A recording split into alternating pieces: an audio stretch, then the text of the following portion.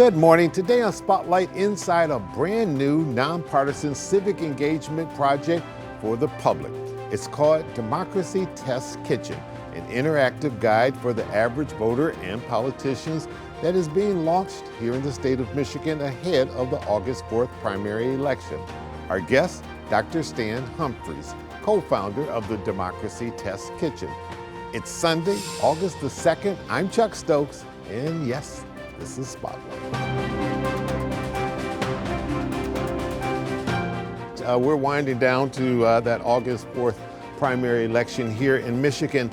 Say we were at a stoplight and it was red, in about 30 seconds it's going to turn to green. So that's about all the time you have. You lean over and say to me, hey, Chuck, I'm Dr. Stan Humphreys and I'm the co-founder of Democracy Test Kitchen. I'm saying, what in the world is Democracy Test Kitchen? In 30 seconds, how would you describe it? I would say that, so Democracy Test Kitchen is a nonpartisan project with just really one goal, which is to make politics more intelligible. And it works in two steps. First, it shows how candidates align with each of the voters' views. So it allows the voters to kind of come in and express some issues, and then helps you quickly understand how candidates align on those issues. And second, it lets you look at your full ballot alongside the partisan lean for each of your districts. So that second part's really important since Michigan is an open primary state, because sometimes your best allied choice isn't always your smartest vote. Sometimes it makes sense to vote in the other party's primary for a less objectionable candidate. For example, when your preferred candidate's running unopposed, or you're in a district where your preferred party is unlikely to win the general election. So this tool kind of helps you spot those opportunities. All right, you did pretty good. Not sure if you quite hit 30, but you got close to it. And you passed the test. The good news is that we've got time to really elaborate here on Spotlight, and so we'll really drill down on what you've created. Let me ask you, where did you get the idea from to be able to start this, and the fact that you're launching it here in Michigan?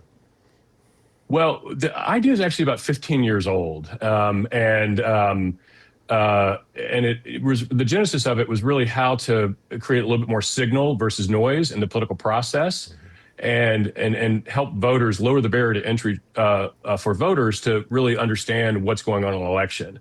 And then I think over since the original idea. At the time, the team was fully kind of working on our problems in real estate in the world of Zillow.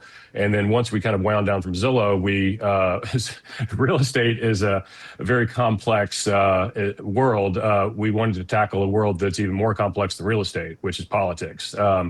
And, you know, like real estate, our focus was really on how to make it more understandable and more transparent to voters. So that was the idea, and we've, in the past year, really been able to kind of start to do some experimentation on it. And Michigan was a perfect place to field the current part of the tool that we're showing at Democracy Test Kitchen right now, which is to help people make decisions about primaries. And it's a perfect place in Michigan because Michigan is an open primary state.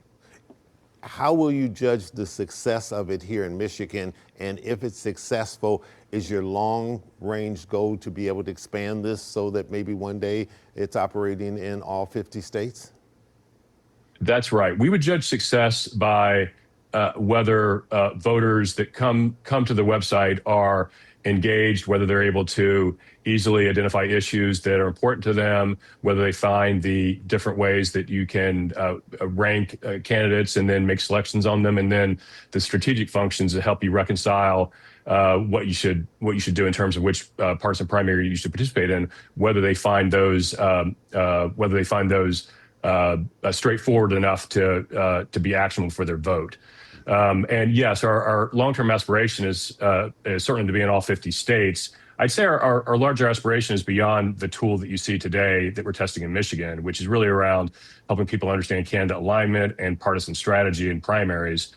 Our larger goal is really to create more accountability in the political process. So we want ultimately the ability for, even in between elections, for voters to express opinions on issues they have, and then to see how legislators do in terms of fulfilling those issues, and to then create scorecards so that voters at the next election can see, okay, well, in the past 2 years, these are the things that voters wanted to do. Did this person get this thing done? How did they get to Democracy Test Kitchen? Well, the project is actually Democracy Test Kitchen, as you just said, and you can find it at www.democracytestkitchen.com. So on any browser, and it's an easy to use website that is free to use and requires no registration or emails or anything else. So voters should have a take a look at it. Okay, we're going to take a quick break. When we come back, I want you to walk us through this website, and we're going to be showing it as you talk about if it's a first-time user going to the website, what they can expect from it. We're going to take a quick break, and we'll come right back with Dr. Stan Humphries right after this.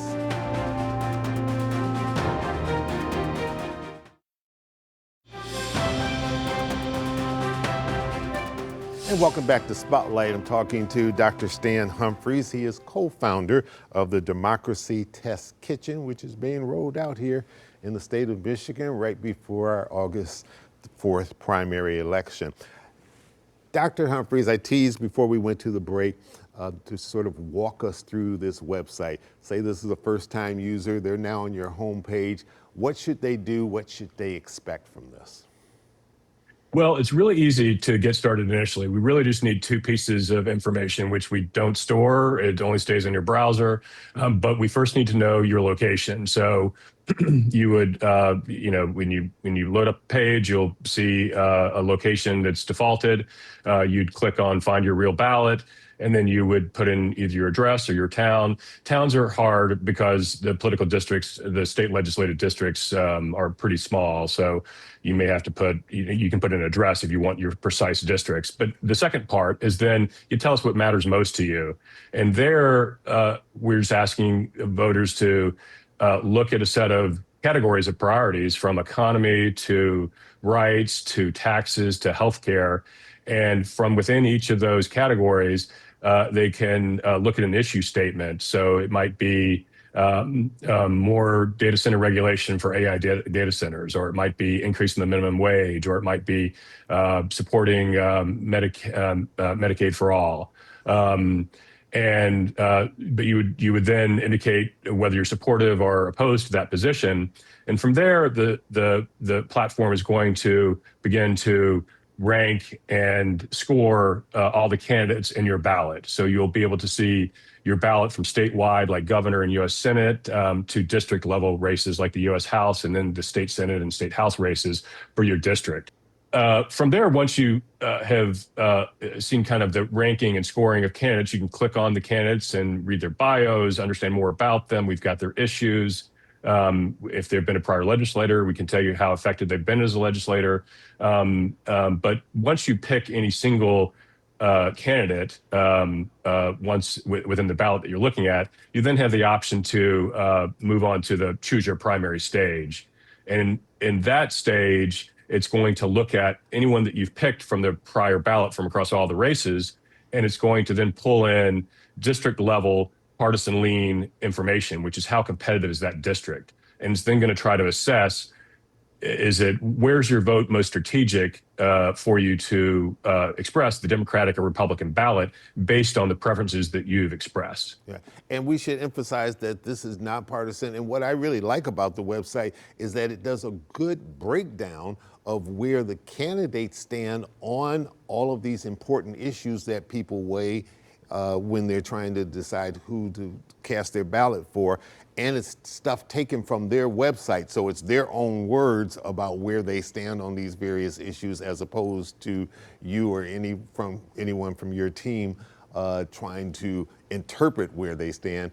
And then it's that individual voter putting in what their values are in terms of the issues, and it matches this whole thing up. And I think it's a good guide for people, because it can be, when you see all these political ads and everything else that are being tossed about, especially when it gets like it has in our area, gotten into the heat of the campaign, and they're throwing a lot of mud at each other, it becomes very confusing for the average viewer. Transparency, action, and democracy.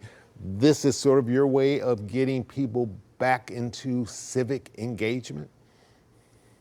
That's exactly right. That we just think that politics is one of the hardest things in modern life to really understand. There's noise everywhere. You've got spin, conspiracy theories, echo chambers of where information comes from. We've got candidates who have, every rational incentive to stay vague on some issues so they don't lose voters. And Democracy Test Kitchen is trying to cut through that. It's nonpartisan, and our job is just to make politics more intelligible. So, as you said, we are mining information, every bit of information we can get, from campaign websites to legislative records to what they voted on, to media appearances, to social media to social media conversations that the candidates might be engaged in, and we're using all that signal to then make inferences, estimates about what each candidate believes on these issues. Because one of the big problems I think you see in campaigns is that candidates may only emphasize three things, and they may be silent on the other things. But voters should be oftentimes want to be making a decision based on what are they going to get in terms of policy outputs. What's going to change if I elect this person? They said it in their own words. We're going to have a high confidence prediction. And the honest part of the website, what we're trying to do is the confidence rating, is that you can go and inspect every prediction that we've made around what the candidate stance is on an issue, and you can inspect it for yourself, and we will grade it, whether it's high confidence, they said it on the campaign website, versus low confidence, which is they talked about it in social media. We'll grade that confidence, and that social media mention might be a low confidence one, and you can go look at it. But we think that really opens up it makes it a lot more transparent for voters to understand things. Very good. All right, Dr. Humphreys, we need to sneak another quick break in. We'll come right back. I want to talk with you about what may be the biggest challenge of rolling all of this out. And I also want to talk to you about your background, which is most interesting, and how you got to this point in terms of rolling out this website. We'll be right back right after this.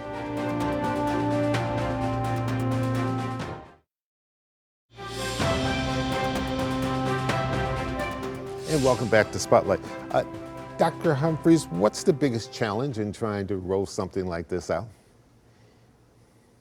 Yeah, I think the biggest challenge is to understand issues that are most salient to voters at both the federal and the state level, and then be able to present those issues in a really layman's-like way that a typical voter is going to be able to say, oh, yeah, okay, I understand about the impact that I'm concerned about AI data centers in my community, and will phrase a statement that they can support or they can agree or disagree with about that issue. So that's been a key part of us trying to make sure that we're finding the right salient issues that are active in the race, and then phrasing it in a way that is understandable to voters, so that they can easily respond to it, and then can see how candidates would respond to it. Sure. Let's give our audience some idea of who Dr. Stan Humphreys is. If you're someone who you've spent your career in the real estate area, you already know. But if you haven't, then they're probably wondering, well, who is this guy, and how has he rolled all this out, and why is this important to him? You spent 17 years as the chief analytical officer for Zillow. You did some interesting things before that, which we'll get into in just a little bit. But when you announced your retirement a few years ago, you said, quote, "I'll be looking for ways to plug into some of my passions, ranging from climate research to teaching to educational and electoral reform. I'm looking forward to opening up the aperture again to find something needed where I can be helpful." I haven't heard that in a bit, Chuck. So thanks. You did write it though, right? I did. All right, just wanted to make sure. It sounds like me. All right, I wanted to make sure I wasn't doing fake news here. No. Okay, so you spent all those years with Zillow, very successful years, decided to retire. It brings you to this point. But in looking at your background, it's really not a far leap, because when I started looking, okay, and I want you to talk a little bit about yourself and how you got to this point, because if I look way back when you first left high school and decided, okay, I'm going to college, you were talking about being an engineer, and you were going to Georgia Tech, and then you shifted to Davidson College. So take us from there. Yeah, it's true. I mean, in some ways, you can look at my background and say that what I'm doing now in civic engagement and Democracy Test Kitchen is a cleaner fit to my younger days than my time working in real estate was, because my undergraduate, I started out studying engineering, and eventually studied economics and political science. And then my PhD work is in government, also really focused on politics and economics. Right, and It was and we should say, excuse me for interrupting, just so the audience knows, and we'll put it up on the screen so they can follow this. You went to Georgetown University, got a master's degree in foreign service work and study, Mhm. and then went to University of Virginia, got a PhD in government, which is very closely aligned to what you're doing today. Exactly. Yeah. And the common denominator there is, I think that in my graduate work and certainly in college, I worked on a lot of, economic and data science problems, which is really what I, explored more when you look at my time at both Zillow and Expedia, which was how to solve really thorny problems with data. But it's been refreshing to be able to, be able to work in a space like Democracy Test Kitchen, which is the intersection between complex data problems and politics. You also were in the Peace Corps and you were a presidential fellow. All of these different things, which are very varied but very interesting, did all of them kind of come together to make you who you are and to make you want to say, I've got the background and the academic expertise as well as practical experience to be able to now do something to maybe quote unquote help save democracy, because certainly that's something that people are debating now, whether or not this experiment that we did in America in terms of democracy and government is in real danger. Well, I would say that if I was just a small part in, I don't know if saving democracy, but certainly but also just helping voters in our political system work better, because it's just felt so dysfunctional for so long, and then voters are getting increasingly frustrated that their vote signal is not getting translated into policy output. So if I could be, if Democracy Test Kitchen could be one small part of fixing that problem, then I would be enormously pleased. In terms of, why I want to focus on it, you mentioned Peace Corps, and certainly service has been a big part of what I want to be doing. And so winding down from private sector work, I did really want to work on something that I thought was going to be helpful to people, and that's been Democracy Test Kitchen. Sure. You've done some teaching, I think, at the University of Washington. Are you based in Seattle? Is that home, or where are you these days? I'm based in Northeast Florida, in the Jacksonville region. So proud, born and raised in Atlanta, and was spent 25 years out in the Seattle area, but am happy to be back in the Southeast and to make Florida my home. Right. Quick final question. Let me take you back, if I can, very quickly to your Zillow days. There was a debate that was going on about housing, which is certainly one of those key issues that people have to decide where politicians may or may not stand on. And at that time, they were kind of debating two hypotheses in terms of where people would be living 20 years from now. I think this was back in 2012, and you wrote an article and you said, the American attachment to home ownership is over. Those weren't your words, that was part of the debate. And then the second was homeowners are going to eschew suburbs in favor of the convenience and vitality of urban living. And you said you didn't think either one were necessarily true, that they were really going to kind of migrate to sort of the mid-sized type of cities, and that may be where we see the real growth, places like Madison, Wisconsin, and Savannah, Georgia, Athens, Georgia, and other places. Now having that benefit of sort of looking through the rearview mirror, you still hold true to that, and you think that's where housing is going, or not? It's funny to hear that prediction brought back, and I have to say I feel pretty good about how it's played out. I think that you have seen, particularly during the COVID era, people just beginning to move out out of urban areas and into kind of secondary or tertiary cities, just because they're much more livable, they're lower cost of living. And people were, if you look at, the San Francisco Bay Area in, say, 2006 or 2008, people were commuting 2-3 hours into the city because they had to live out in Contra Costa County or, pretty far out from the metro. And that just is untenable. But yes, I don't think that major cities are ever going to be dead. There's just a lot of people that love to be in cities. But I think that post-COVID, you're seeing a lot of work arrangements allow for people to unpack from cities and be in places that are more conducive to them. If you ask most people what kind of place they want to live, most people talk about what sounds like a village.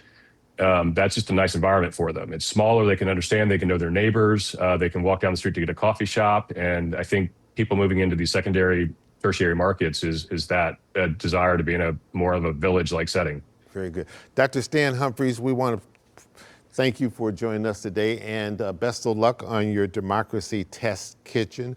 And we want to thank you for rolling it out here in the Great Lakes state. We like to say that we're the heart of America. We're very much a purple state. We vote Republican, we vote Democrat, we vote independents, and we flip back and forth like a fish. And would you keep us in touch on how this all goes after the primary? I certainly will, yeah. And it's been a real pleasure talking to you about the platform and the genesis behind it and how it helps voters. And we're excited to see how voters respond to it, and hopefully it's helpful to them. Very good. Thank you and best of luck.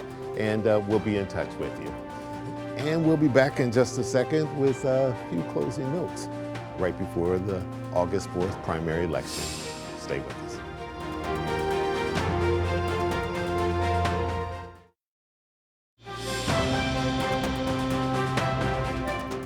Our thanks to Dr. Stan Humphries, a most interesting guest.